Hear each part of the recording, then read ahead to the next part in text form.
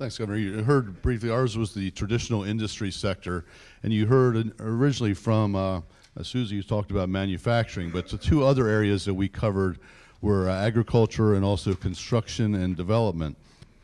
In the area of agriculture, some of the issues were similar in the fact of, we need to figure out how you get through how we help people in agriculture get through the regulatory and procurement requirements. There was a talk, I think someone earlier mentioned about an ombudsman.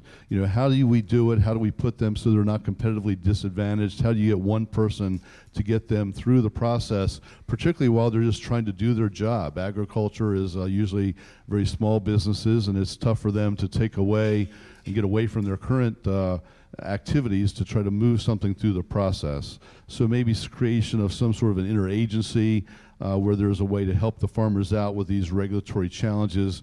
But also, I think a matter that we heard consistently was the timeliness and the certainty of moving various permits and approvals through. Obviously, the delay that it takes in moving something through costs money, so how do we expedite those as they move along?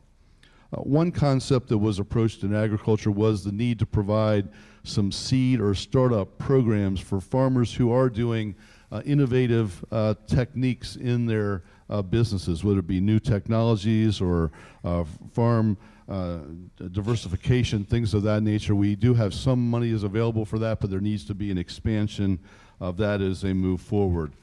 And from another infrastructure perspective, a little bit different from what you hear from the other traditional industry sectors, is the need for high quality railroad to be able to move goods and products and to reduce, particularly on the Eastern Shore. And also the need to continue the broadband expansion to the agriculture community. That's not something that is instantaneously thought of, but that's something that's very important to them as we move forward.